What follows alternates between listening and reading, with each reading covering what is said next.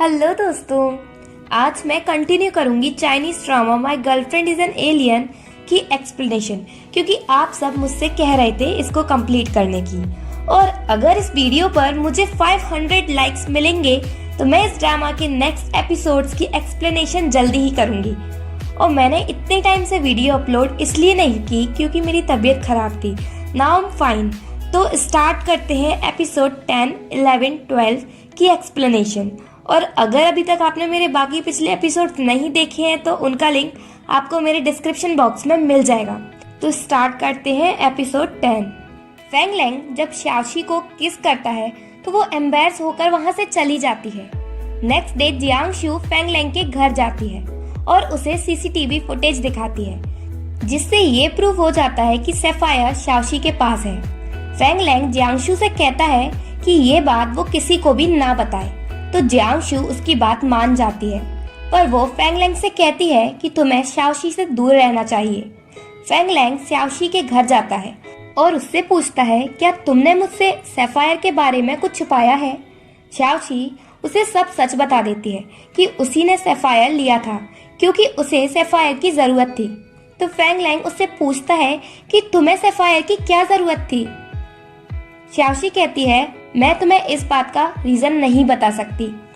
Feng Lang को शाओशी के झूठ से बहुत दुख होता है और वो शाओशी से कहता है कि तुमने मुझे सैफायर के लिए धोखा दिया, अगर तुम मुझसे उसे मांगती तो मैं तुम्हें वो दे देता। और फिर फेंग लैंग वहां से चला जाता है। फेंग लैंग मिस्टर हान से कहता है कि वो सैफायर की इन्वेस्टिगेशन बंद कर दें। इधर एलन जियांगशु से मिलता है। जियांगशु उसे पूछती है कि सैफायर में ऐसा क्या है जो शाओशी ने उसे चोरी किया। एलन कहता है वो सैफायर बहुत ही रेयर है और शायद शाओशी भी उसकी कीमत समझ गई थी, इसी वजह से उसने उसे चुराया। और कहता है कि शाओशी के सैफायर चुराने से तुम्हारा ही तो फायदा है, क्योंकि इस वजह से फेंग लैंग शाओशी को लाइक नहीं करेगा।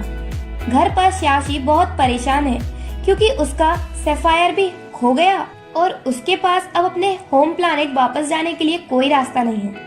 तो शाओबू उसे बताता है कि अगर वो अर्थ पर मर जाएगी तो उसके पेरेंट्स को उसके सिग्नल मिल सकते हैं और उसे यहाँ से ले जाएंगे और अपने प्लानेट पर पहुंचकर वो वापस फिर से जिंदा हो जाएगी।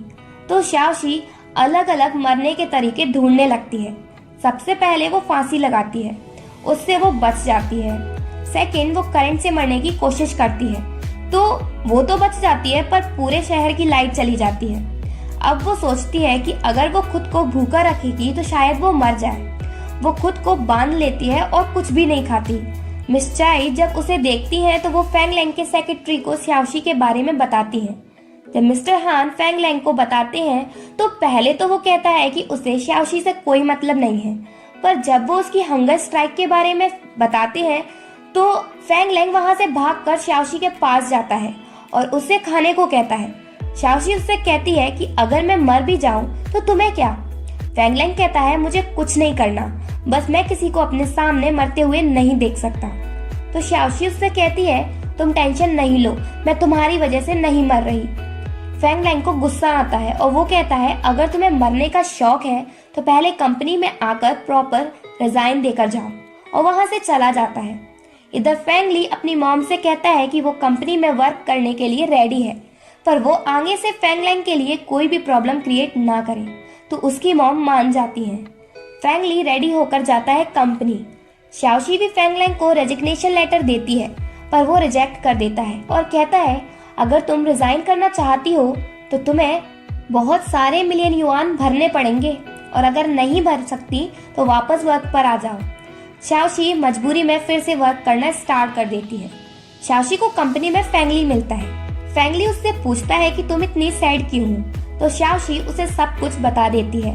फेंग ली कहता है, तुम रिजाइन नहीं दो, मैं तुम्हें अपने डिपार्टमेंट में ट्रांसफर करवा लूंगा। शाओशी को फेंग ली का आइडिया अच्छा लगता है। शाओशी पूरी कोशिश करती है फेंग लैंग के काम बिगाड़ने की, जिससे वो उसे फायर कर दे, पर ऐसा होता नहीं है। फेंग लैंग उसे और ज्यादा वर्क देने लगता है। देन फेंग लैंग और शाओशी जाते हैं डॉक्टर झाओ के पास। तो कार में वो दोनों दूर दूर बैठे थे, तो मिस्टर हान जानबूझकर कार टर्न करते हैं स्पीड में, जिससे शाओशी फेंग लैंग की लैप में गिरती है। शाओशी कहती है, मैंने ये जानबूझकर नहीं किया।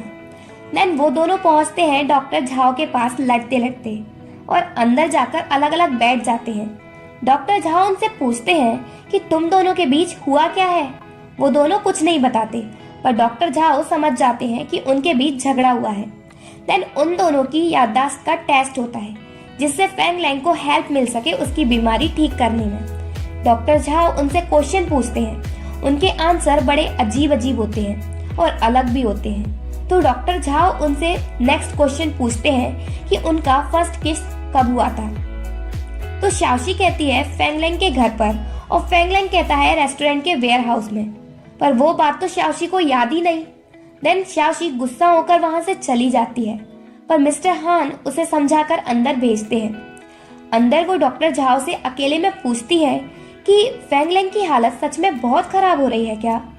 वो बताते हैं कि हाँ, उसकी हालत सच में बहुत खराब हो रही है, उसे रेस्ट की बहुत जरूरत है। तो शाओशी नेक्स्ट डे से अपने काम में लग जाती है। वो फेंग लैंग को अच्छा फील कराने की कोशिश करती है, उसे हेड मसाज करती है। फेंग लैंग शाओशी के अचानक बदले बिहेवियर के बारे में उससे पूछता है, क्या तुम्हें मुझसे कुछ चाहिए। शाओशी कहती है, क्या मैं तुम्हें बिना रीजन के अच्छे से ट्रीट नहीं कर सकती। फेंग लैंग कहता है, अगर तुम ये सब रिजाइन करने के लिए कर रही हो तो इससे कुछ नहीं होगा।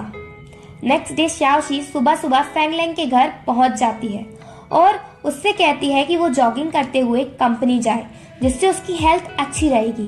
तो फेंग लैंग उसकी बात मान जाता है और वो दोनों जाते हैं। देन ट्रैफिक सिग्नल वाली जगह पर फेंग लैंग शाओशी का हाथ पकड़ लेता है। शाओशी पूछती है कि उसने ऐसा क्यों किया। वो बताता है कि मुझे पता है तुम्हें रोड क्रॉस करने में डर लगता है, और कहता है तुम गलत नहीं समझना, ये तो बस मैं इसलिए कर रहा हूँ जिससे मेरे एम्प्लॉय का एक्सीडेंट ना हो। देन फेंग लैंग शाओशी से कहता है कि उसने सैफायर वाले मैटर के लिए उसे माफ कर दिया, क्योंकि तुमने जो किया उसके लिए तुम्हारा कोई रीजन जरूर होगा, और वो उसे रिजाइन करने से भी मना करता है। शाओशी कहती है, अगर तुम कहते भी नहीं तो भी मैं रिजाइन नहीं करती, क्योंकि मैं यहाँ किसी की हेल्प करने रुकी हुई हूँ और उसके लिए मैं बहुत इम्पोर्टेंट हूँ और मैं उसकी हेल्प भी करना चाहती हूँ। फिर वो दोनों ऑफिस चले जाते हैं, पर उन्हें जियांगशु और एलन देख लेते हैं। एलन जियांगशु को बताता है कि फेंग लैंग ने शाओशी की वजह से सैफायर का केस क्लोज कर दिया है। तो जियांगशु शाओशी को फेंग लैंग और अपने बीच से हटाने के लिए एलन को वीडियो फाइल देती है और उसे अपलोड करने को कहती है। एलन ऐसा ही करता है, वो अपलोड कर देता है। उस वीडियो को कंपनी के सभी एम्प्लॉयज देख लेते हैं। इधर फेंग ली शाओशी से कहता है कि मैंने पेंटिंग पर गिव अप कर दिया, शायद इसलिए फेंग लैंग मुझसे बात नहीं कर रहा। शाओशी कहती है, तुम टेंशन नहीं लो, फेंग लैंग ज्यादा बुरा नहीं है। फेंग ली शाओशी से पूछता है कि आज क्या हो गया जो तुम फेंग लैंग की इतनी तारीफ कर रही हो। शाओशी कहती है, क्योंकि मैं बहुत जनरस हूँ। फेंग ली उससे कहता है कि ऐसा लग रहा है जैसे तुम फेंग लैंग को छोड़ना नहीं चाहती, तो तुम उसका दिल दोबारा जीत सकती हो। शाओशी पूछती है, कैसे। फेंग ली उसे बताता है कि वो उसे ऐसी जगह ले जाए जहाँ वो जाकर खुश हो जाए। तो शाओशी रात के टाइम फेंग लैंग को क्लब लेकर जाती है। फेंग लैंग वहाँ मैंस को देखकर नाइट शो कैंसिल करा देता है, क्योंकि उसे पता है कि शाओशी मैन हार्मोन्स की तरफ अट्रैक्ट होती है। तो शाओशी खुद ही स्टेज पर जाकर फेंग लैंग के लिए सॉन्ग गाती है। उसकी खराब आवाज की वजह से सब उसे गाना बंद करने को कहते हैं। फेंग लैंग शाओशी की जगह खुद गाना गाता है। शाओशी उसके सॉन्ग से बहुत इम्प्रेस होती है। देन शाओशी उसे कहती है कि जब वो फर्स्ट टाइम फेंग ली से मिली थी तो वो भी गाना गा रहा था और वो उसे बहुत हैंडसम भी लग रहा था। फेंग ली के बारे में सुनकर फेंग लैंग जेलस होता है और शाओशी से कहता है कि अगर ऐसा है तो तुम्हें उसके ही साथ आना चाहिए था, मेरे साथ नहीं। शाओशी कहती है, मैं तो सिर्फ तुम्हारी बीमारी को ठीक करना चाहती हूँ। फेंग लैंग को शाओशी की बात से गुस्सा आता है और वो कहता है, मुझे किसी की भी सिंपैथी की जरूरत नहीं है और अब तुम्हें मेरी हेल्प करने की कोई जरूरत नहीं है। फेंग लैंग के इस तरह से बात करने से शाओशी सैड हो जाती है।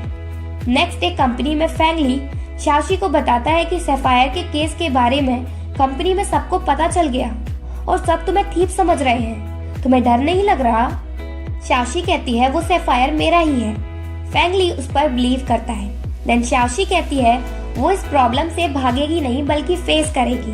देन शाओशी मिस्टर हान से मिलती है और वो उसे बताते हैं कि फेंग लैंग अब से मिलना नहीं चाहता और उसने कहा है कि तुम उसके पर्सनल या प्रोफेशनल मैटर में इन्वॉल्व नहीं हो। शाओशी सैड हो जाती है तो मिस्टर हान उससे कहते हैं कि तुम सैड नहीं हो, फेंग लैंग ने ऐसा गुस्से में कहा है।